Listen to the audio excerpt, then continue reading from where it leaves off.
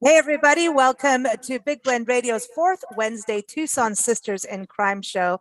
Tucson Sisters in Crime, it's a local Tucson, Arizona chapter of the international organization known as Sisters in Crime, which is made up of authors, writers, readers, librarians, publishers, agents, editors, booksellers, everybody who has a passion for the mystery genre. And they welcome sisters and brothers in crime. So dudes, you can get involved too. If you're interested in writing and also in Southern Arizona, and it's a mystery community. So I encourage you to go to the website. It's Tucson-Sisters-in-Crime.org. We've been having so much fun interviewing the authors from this organization. And today we're excited because we've got another awesome, this is going to be such a fascinating conversation. It's very timely. We have Dr. Millicent-Eidson joining us now. I'm going to change her name now that she's coming on, and I had it right earlier. But she's joining us. She is the author. It's an alphabetical microbial mystery series that she writes. So she's going in the alphabet.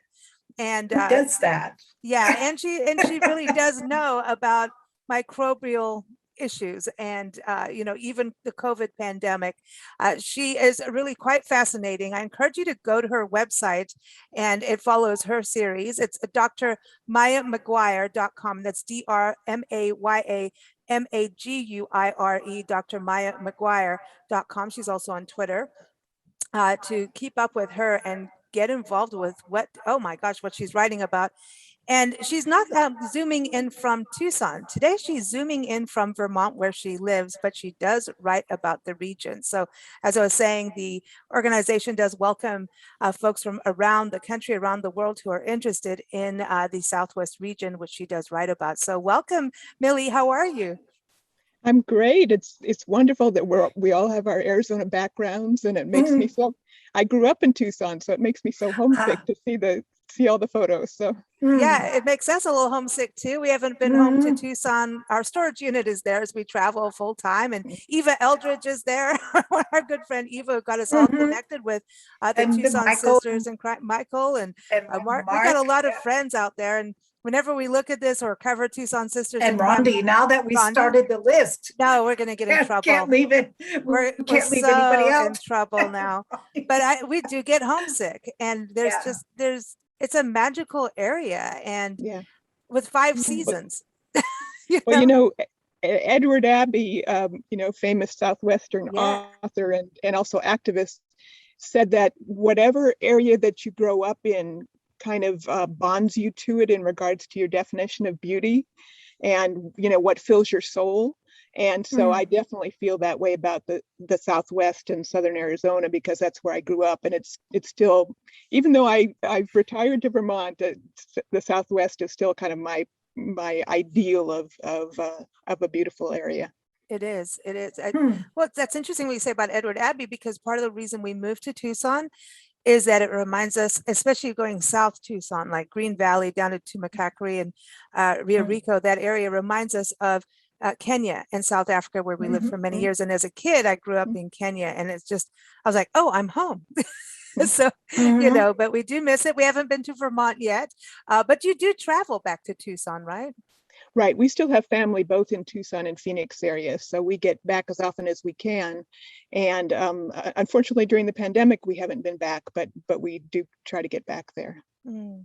So your background is fascinating. You're into all these crazy, weird diseases and epidemics that are going on, and understand all that science and biology, and what goes on in a Petri dish, basically. And it's really fascinating and you're doing the alphabetical series. And are you working on the COVID one now while it's happening? Yeah, I'm certainly kind of taking notes. I'll actually start. There's a wonderful national initiative called NaNoWriMo. I don't know if you've heard of it, but the National November Writing Month. And that's what I used last November to write my second book, Borrelia. And I'm actually going to start writing the third book about coronavirus this November. Wow. So do you have a theory of how it got here? Well, that's interesting. And I'll certainly delve into that in my book, because the coronavirus one, although the characters will be affected like all of us by coronavirus, the novel will mainly focus on the connection with animals, because that's what most people don't know about. And that's the whole theme of the book series, are the diseases that we can get from animals, which are called zoonoses. The word zoo is in it. And so the coronavirus one will focus on the connection to animals. And my main character for the novel series is Maya McGuire, Dr. Maya McGuire, who's a veterinarian who went into public health like I did, starting out with the Centers for Disease Control. And so she will definitely, although as I said, I haven't started planning the coronavirus one yet, she will definitely be over in China trying to figure that out, whether, how things got started and, which animals, certainly bats are known to carry it, but whether there was an intervening animal or what. So wow, and that's interesting too, because your first book, or Maya is, and your character, and also your daughter is half Chinese, right? So adopted. Right. So that Right. touches on even being an immigrant, but then her going to China, that's going to be like an interesting part of it. Like, okay, here I am, Right. Right. part of Yeah, your my culture.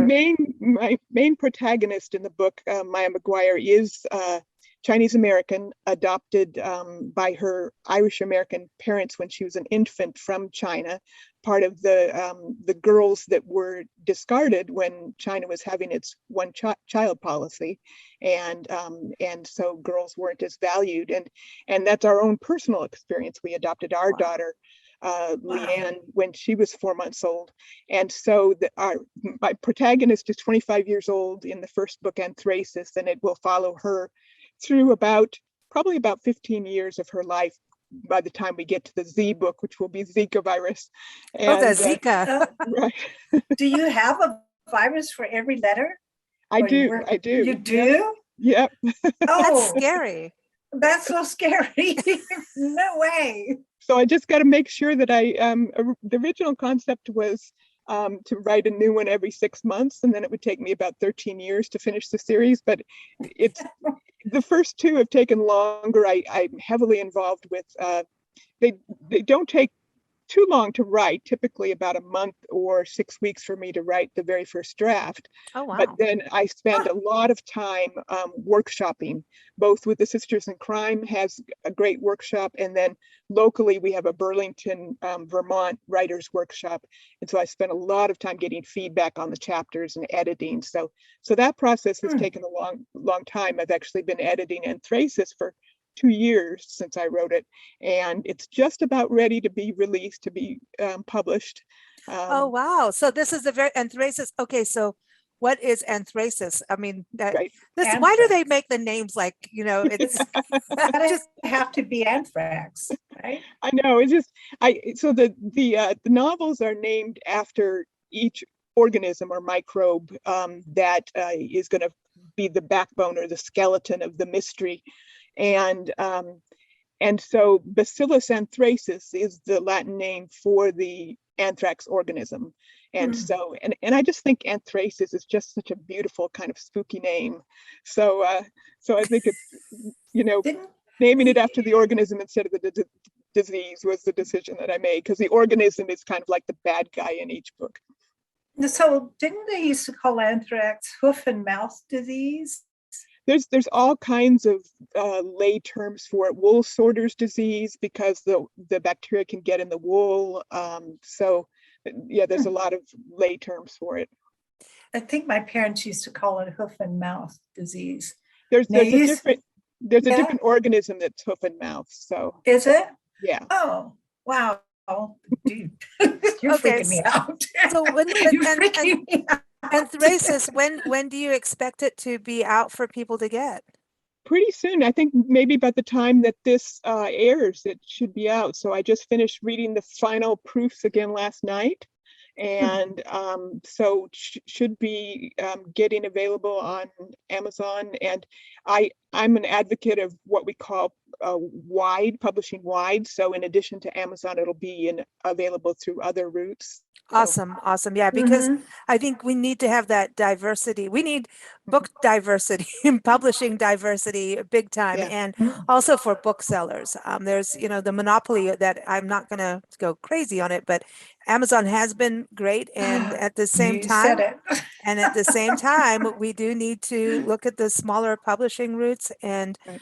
also the independent bookstores. And I think things like the Tucson Festival of Books is just it's things like that that are really important for authors to be able to connect with their regular fans, but also to connect with new fans, potential new fans, but also for, folks to get out there and see books in a different way, because I think we're so online now that we've forgotten what it's like to even hold a book.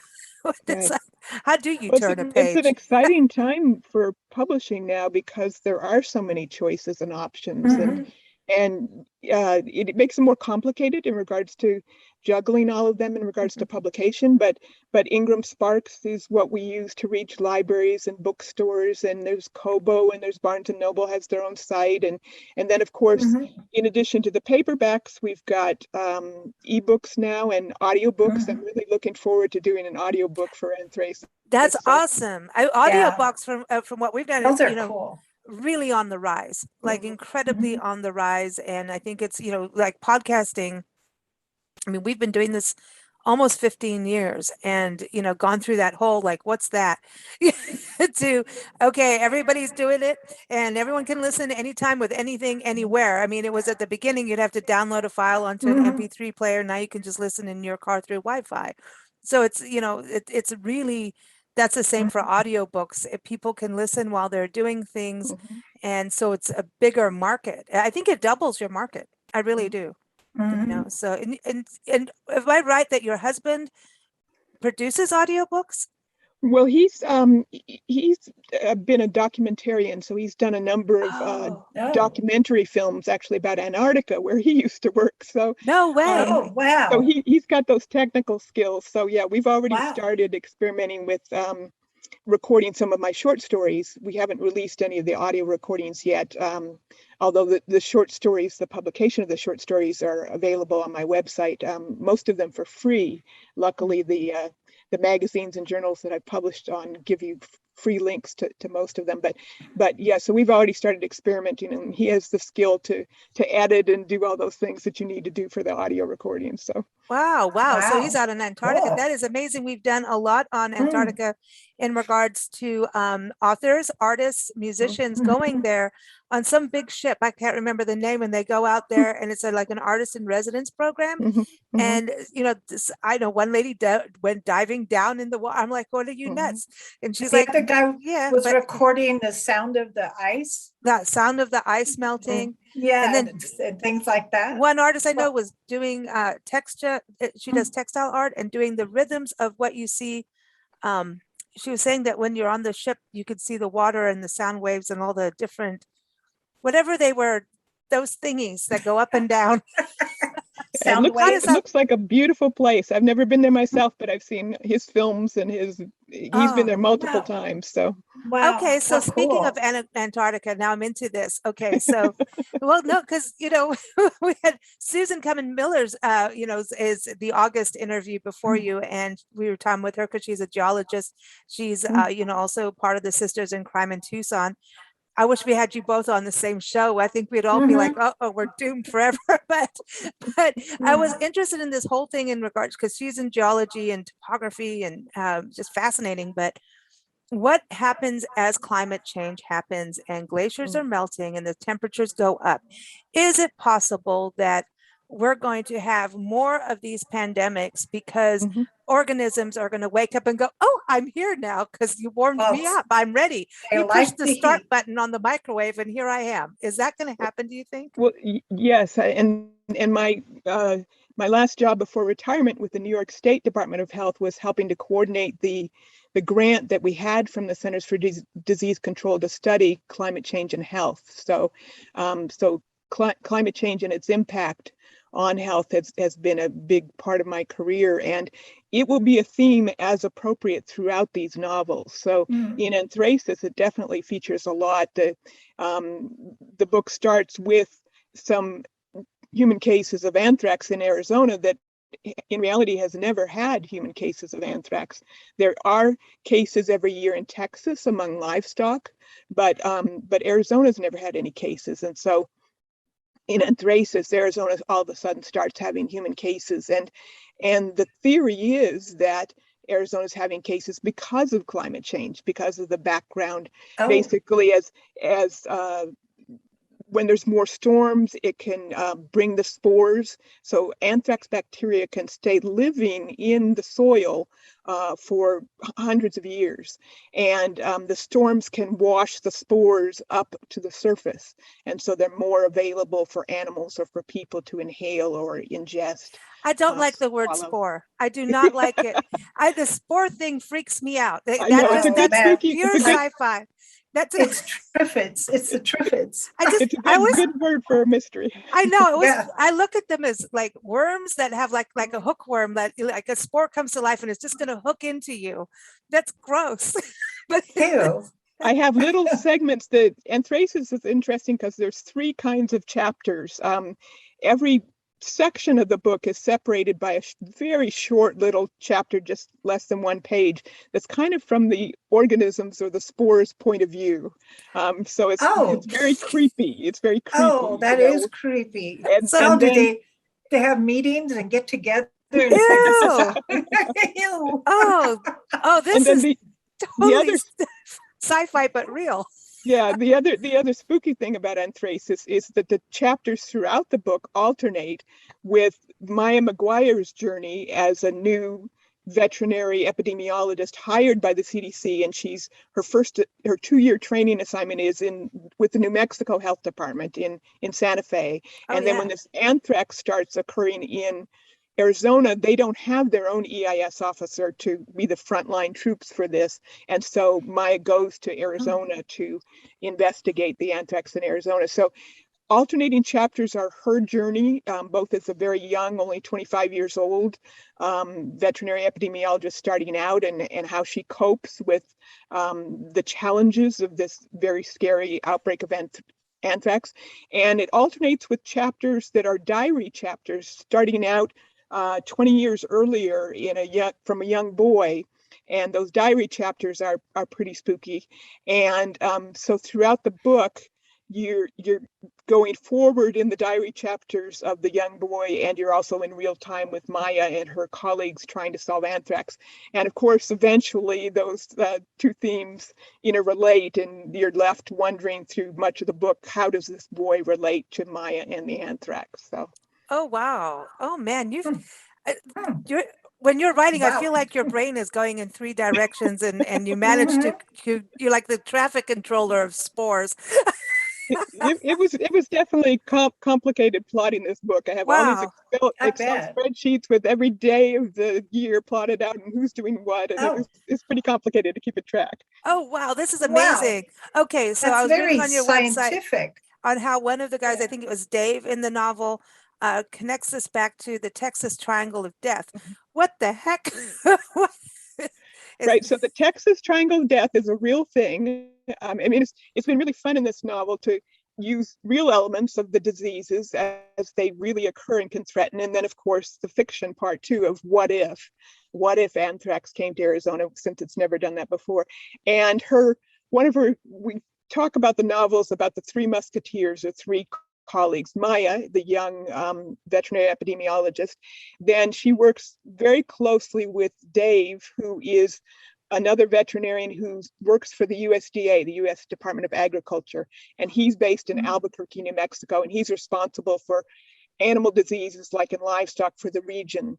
And so he's a cowboy. He grew up in the part of Texas that has the greatest amount of anthrax naturally in the country right now, and it's called the Texas Triangle Death because of the amount of anthrax that it has every single year in the primarily cattle, sometimes the deer.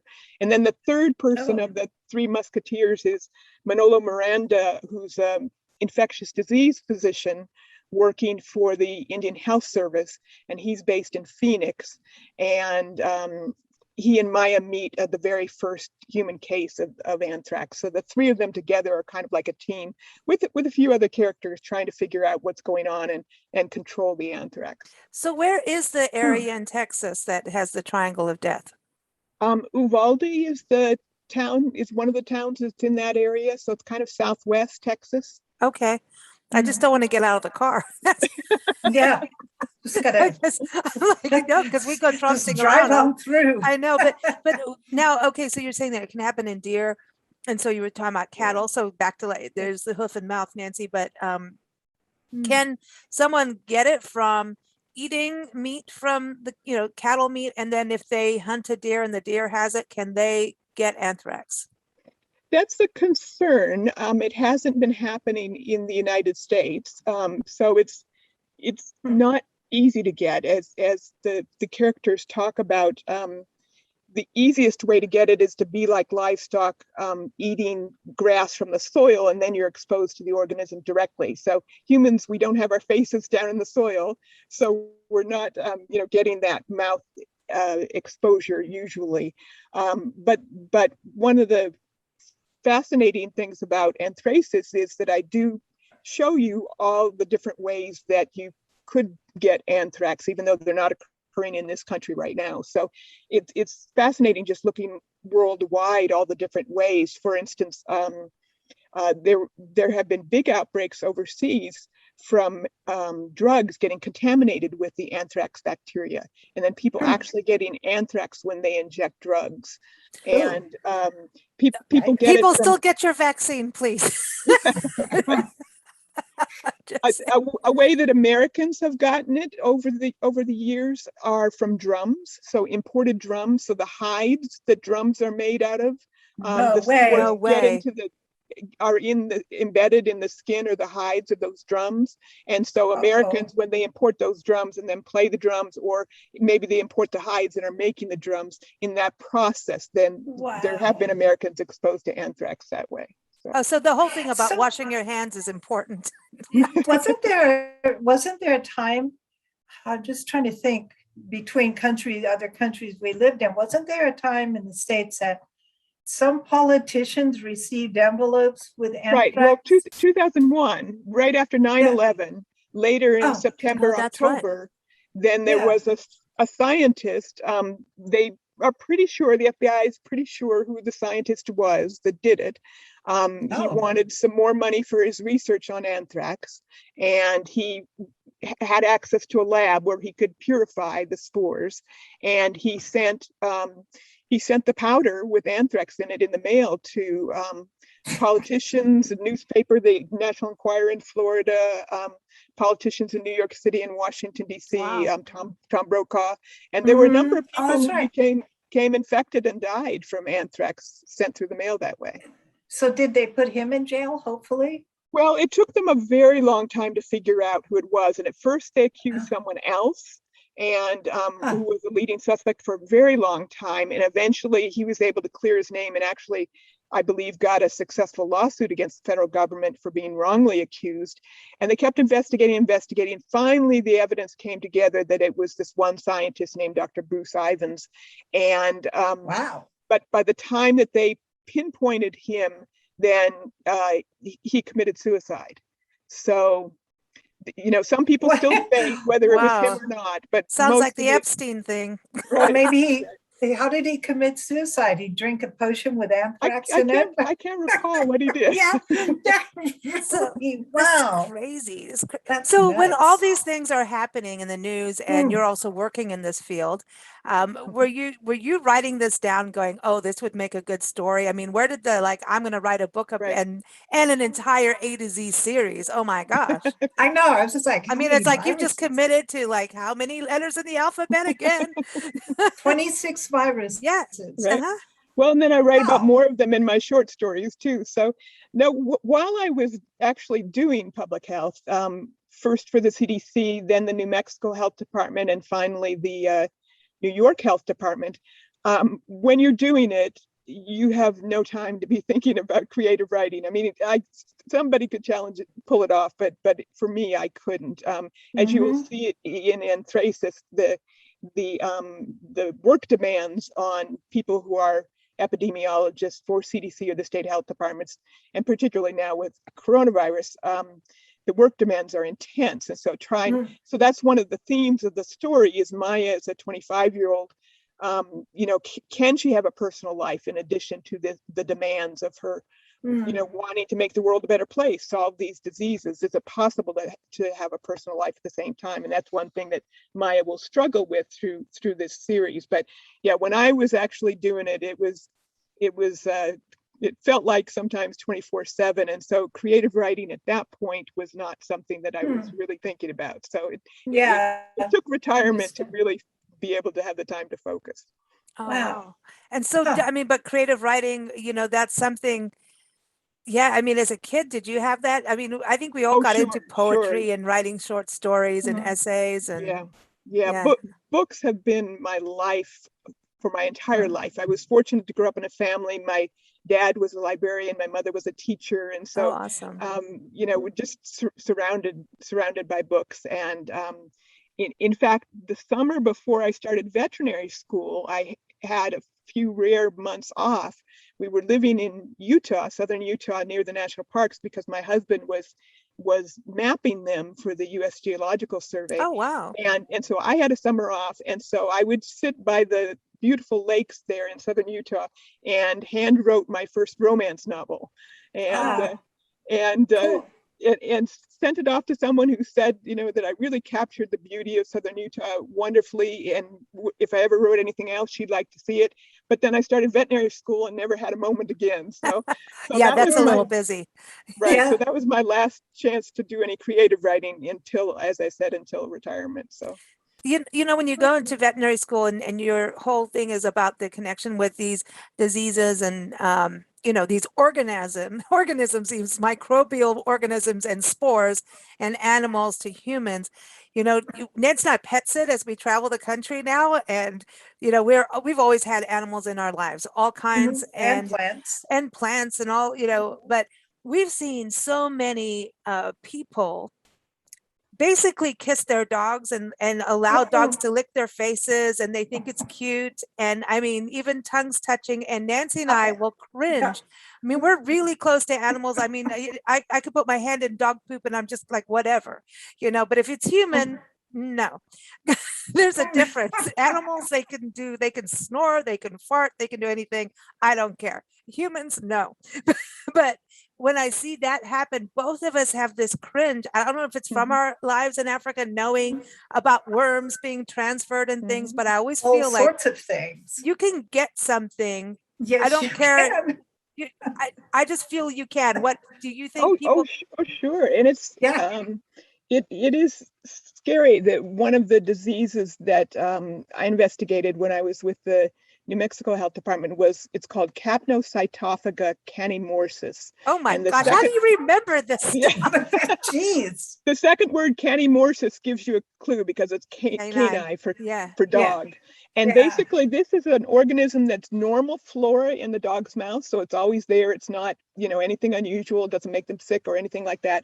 But when they lick you, they can be sharing that organism. And most people won't have a problem with it, but some people, if you're immune suppressed or have a problem with your spleen, or interestingly, some people who are alcoholics, when they're exposed to that organism from the dog's tongue, they can become severely ill and often die. And we had a case of it when I was with the New Mexico Health Department from his dog. And so there are, basically we talk about One Health. We're in a world where we've got humans, animals, and the environment, and we're all interacting all the time. And sometimes we forget, we focus just on ourselves, and we forget that we're living with animals and the environment. So, well, I think a lot of people, because we've talked about this before with others, and their objection is that dogs have some antiseptic qualities in their saliva. I'm like, maybe for the dog, but not for you. Well, cats too. Cats do that lickety pig thing. I'm going to lick you clean, and I always go. But we don't want to end up so afraid of animals that we avoid all contact. No, we just it's to be reasonable and sensible. Right. And Well, you have hands and you pet them right. and you talk to them, but you don't have to have a tongue discussion.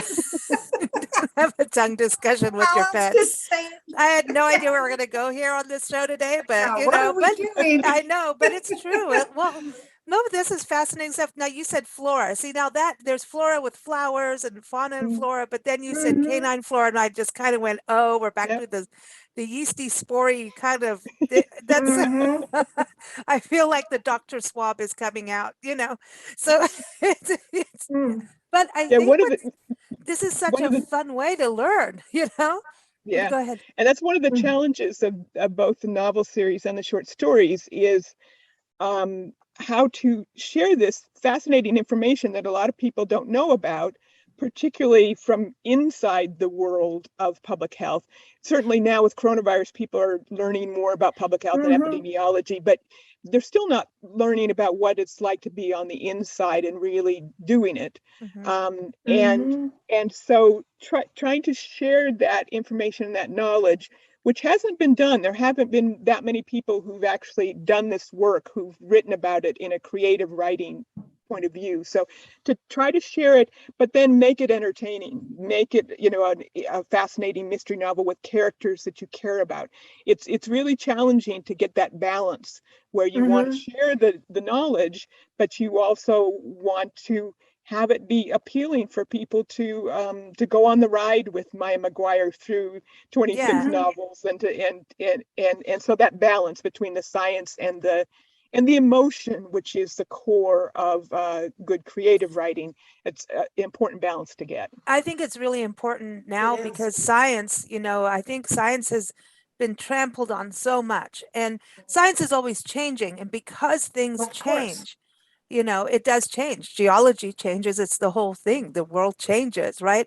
And so you'll have one discovery that will trump out a previous discovery, and then some people go, well, scientists don't know anything. It's about keeping up, and there's always something new to learn. So I think that's what's so great about what you're doing is that balance of entertainment but learning. But I feel like a really big need that scientists don't even get to speak on shows or mainstream media that much, and and people who put down science aren't in the world of science, so it's kind of really difficult.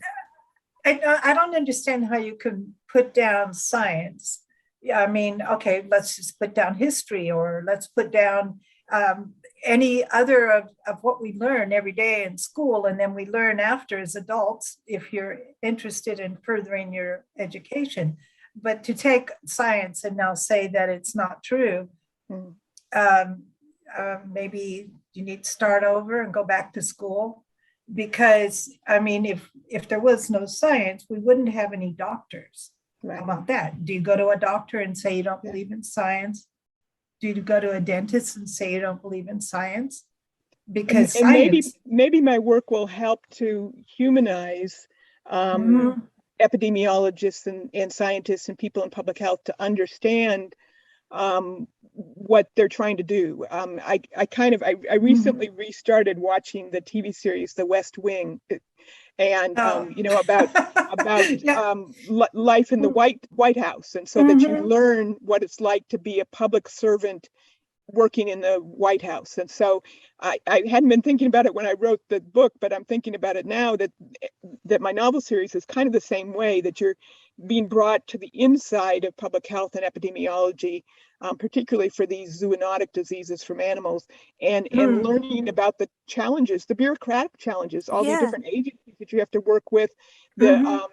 Some of these disease outbreaks for the books that are in the Southwest happen on Native Nation lands, and you need to respect their priorities, and so how do you juggle all the politics and the human interest versus the science? And also, as your main character Maya, for her being a young woman, is that also an issue in regards to getting through bureaucracy? Sure, and she's actually a little younger than most of the EIS officers.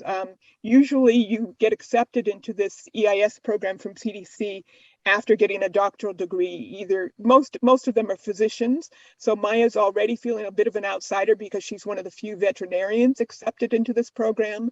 And so usually they're older, like maybe in their late 20s or early 30s, and she's only 25 because she's very smart, and her mother has kind of pushed her to skip some grades going through school. So she finished getting both her veterinary degree and her master's in public health by the time she was 25, which is pretty unusual. Right. And so she's struggling to keep up with others who are older. She's always felt a bit of an outsider growing up as a Chinese American. She grew up first in Flagstaff, Arizona, and then in the Denver area.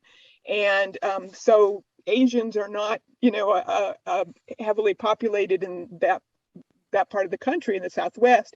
And of course, growing up with an Anglo family, parents who didn't look like her because she's adopted. So she's always felt a little bit of that outsider role, pressure from, being young, starting this job. She also had a really horrific car accident. She was on a bicycle when she was 5 years old and a truck ran her over. Oh, and so she has residual physical trauma and mental trauma, anxiety from that incident when she was 5 years old. So she definitely struggles to work hard and solve these outbreaks at the same time facing very human Well, I challenges. think that's what people connect with in a book, is where you can identify with something, because we all have a struggle somewhere. But also thinking now, with what's been going on in our country, it's just the racism of, of Asian Americans, or just Asians in general, right? It seems that we have a lot of racism going. If you just don't look like me, that's that. And so I think that's also something really, really important that so folks can identify, and I do connect. touch on that a little bit about Maya's feelings of being an immigrant, and some of the initial anthrax cases and anthracis occur along the Arizona-Mexico border and are related to immigration.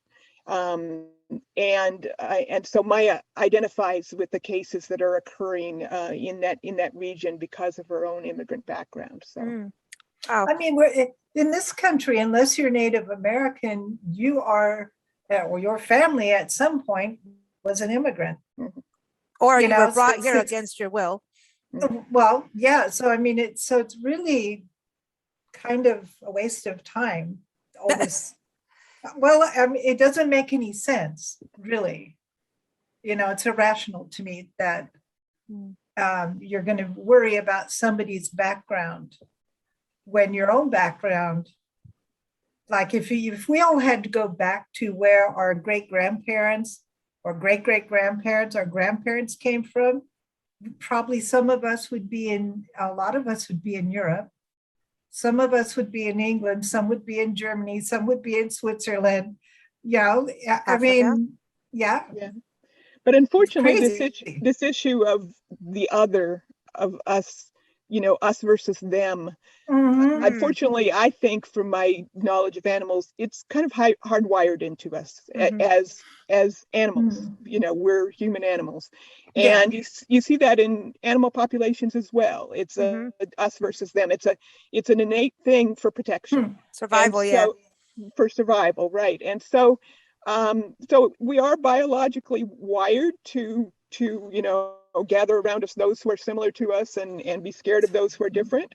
But of course, as humans, we have higher level functioning. We should be able to try to, push past that at this stage in our cultural development. But I do try to have a little understanding that there is a biological basis for this othering that happens. Yeah, I think so. I have another weird question. I don't know if it's weird, but you're looking at what's going on also in this country in regards to agriculture and monocrops, right? And how cattle are getting fed. And is that because we're looking at even what's happening with our topsoil, right? And so the environment is being changed, and it's part of why we have the global warming. And I did say it, global warming issues going on. But with that, so if the food is changing for animals, not just livestock, but even for wildlife, right? Will that also bring in more of these organisms and give them an opportunity to hatch or come to life for these epidemics? Sure. Well, certainly food is an important component. In my second book, Borrelia, which I'm finishing the editing and hope to have it published in the spring. Borrelia may be a somewhat familiar name to some people because the Lyme disease organism is a Borrelia Okay, yes. But there's a lot of other Borrelia that people are not aware of at all that causes diseases. And in Borrelia, Maya actually ends up going overseas and working on what's a disease called relapsing fever that's from different kinds of Borrelia. And she investigates some cases in Portugal that are related to pig farming. So the pigs, how they're housed in Portugal, in rural Portugal, the ticks like to live in the huts that the pigs sleep in at night. And then if for the humans working with those pigs, then they can be bitten by those ticks and get this disease, this Borrelia called relapsing fever. So agriculture, and of course, those who are poorer, one of the things that's happening to some of the characters in Borrelia are as the price of living is going up in Lisbon and people can't afford to live there anymore, the elderly who are poor end up going back and actually living with their pigs on the pig farms. And so their living conditions are not great. And so it makes it easy for them to be bitten by these ticks and get Borrelia. So the poverty that's going with gentrification and the increased cost of everything is leading more and more people in regards to their lives and how they live and the agriculture to have more contact with these diseases. And then of course, climate change, global warming is really impacting this. One of the biggest impacts of climate change is believed to be with people losing their crops. Already a lot of the immigrants coming across the border from Mexico and countries further south are because of climate change in Central America, ruining their livelihoods and their ways to make living in their crops and everything. And so they're coming north for a better life. So yeah, I think there's a lot of it that they're saying, even from the islands and from Alaska, these little smaller areas, there is a definite, it's evacuations are going to be happening everywhere, which means immigration everywhere. And at some point, we're going to have to get along on that. So the food part can happen. So can autoimmune disease be linked to spores and organisms, these microbials? Yeah, because the autoimmune thing is weird, man. It's weird what's going on with that. Yeah, that's a fascinating subject that people we don't know everything about, but this whole issue we were talking about of animal contact, of being afraid of it perhaps because of the organisms that we could get from them. But the other extreme is if we're too isolated and our immune systems have not built up familiarity with these germs. And so there's a predominant theory now that if you're too isolated from animal organisms in the soil and from other little kids in daycare or whatever, then you're more susceptible to these organisms because your immune system has not seen them before. And it might be better to be exposed to some of these things when you're young and your immune system can grow and adapt to them. So it's all a balance of the environment, of animals and humans. That's the best way to go. That so reminds me of my grandmother. She's a little 4'9" British lady. She was like, you can go out and play in the sunshine for 2 hours. And yes, you can put your hands in the dirt, but don't put your hands on your face, and you will wash your hands when you come inside. When it was damp or raining out, she's like, no, you'll get sick. That was it with her. So it was like, you got your sunshine time only. And then that's when you could sit inside and read a book. That's how she sort of partially raised us. It's interesting because she had that thing about you don't play in the damp and rain. You don't play outside. I don't know where that might come from. there's a fascinating organism called Balis ascaris procyon, which is a raccoon roundworm. And one of my short stories, on the website is about this organism. So it's a worm in raccoons, and they basically, spread it through their feces into the soil. And so that's the main thing why they say you should cover up kids' sandboxes, is because if raccoons are using the sandbox as a toilet, this organism can get into the little kids, because little kids are not washing their hands before putting their hands in their mouth. And infections with that organism are almost invariably fatal. They cause such bad breathing. And so from a poor little raccoon. Yeah, and the raccoon doesn't get sick from it or anything. So so it's a roundworm. So don't kiss a raccoon either. Wow. Well, but that's sad, because also then people get really scared and then go out and start shooting all the raccoons. You know what I mean? That's where we want to have that balance. And I think that's important to understand. We need them too. They're that ecosystem, that web of life. And that's something I think is so important about, even right now we're watching with climate change, and also in lack of coexistence, and how we've taken over so much of their land. And we have to coexist. That it can't be, oh, you see a snake, kill it.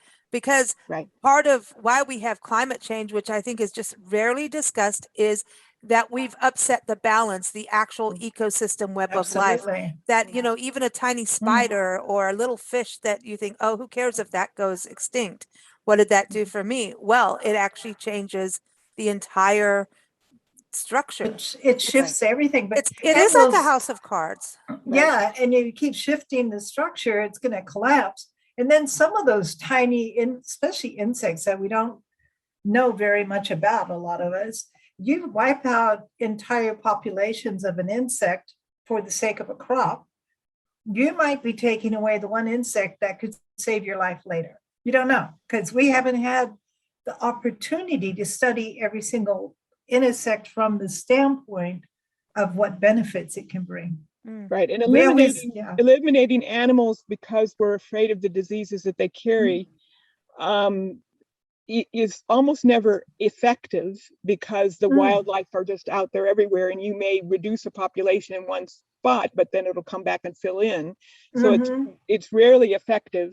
And so part of the disease control that we did, for instance, in when I was with both New Mexico and New York health departments dealing with diseases like plague, particularly in New Mexico, or West Nile virus in New York. Oh wow. And rabies in New York is another big disease on the East Coast from the raccoons. Wow. Actually eliminating those animals doesn't work. The organism is around in other animals, and so sometimes in a really bad outbreak that's very local, removing a few animals that are infected from that can reduce the outbreak at that one point. But most of the time we have to use other methods. For instance, plague in the Southwest, it's not eliminating the ground squirrels and the prairie dogs that have it. That doesn't work. It's being careful with your wood piles where those rodents might like to live, using flea control, other things like that are the ways to reduce the risk of plague, not eliminating all the animals that have it. So yeah, because where did they get it? That's not the source. They just carry it. So then with climate change, and just even going back to your first book, Anthracis, or Anthracis, that's a cool name though. With, it goes from Texas and then all of a sudden it's popping up in Arizona. Do you think with climate change that these organisms or microbials can be nomadic, kind of like people move because of water sources? So they'll start to, it's like the migration of spores. Right. Well, these diseases are spread by either animals themselves, or sometimes by vectors like mosquitoes or ticks or fleas. And so as climate change makes the environment more compatible for either these animals or these vectors, then we will see increased risk. And so that's believed to be part of what's going on with Lyme disease, as it's spread further and further north. Lyme disease wasn't a big problem in New England a number of years ago, and then it kept spreading north as it got warmer in New England. And so the environments are more conducive for the ticks, the deer, and the mice that host the ticks.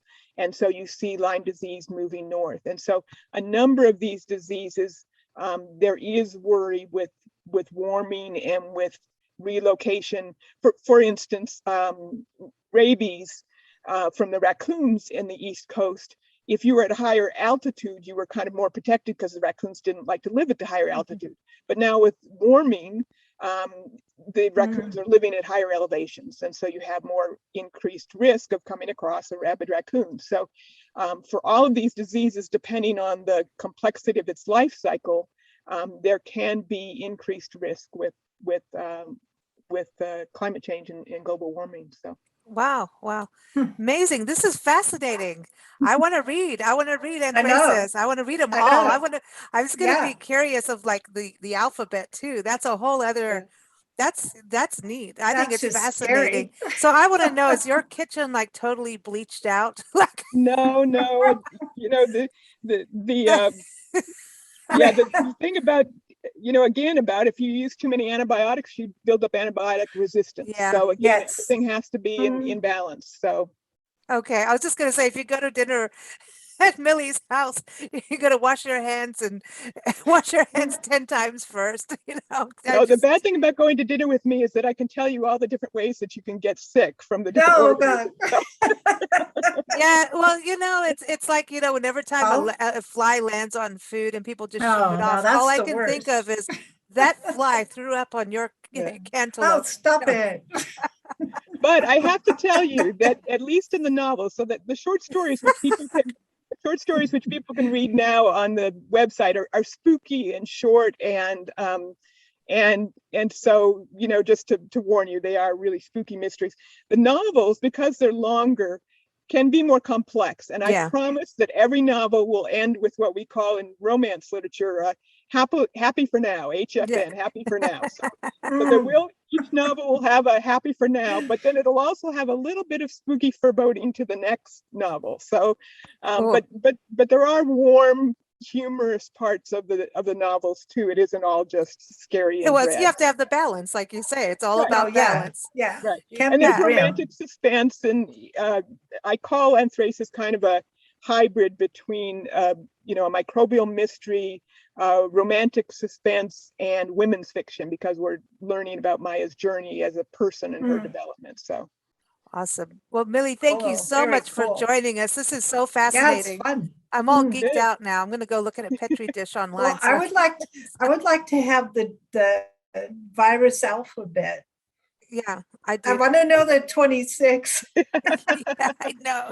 Yeah, I haven't released that yet, just in case I get to a later number and later alphabet letter and change my mind. But because we could have a new disease. We could have a new epidemic. So got it.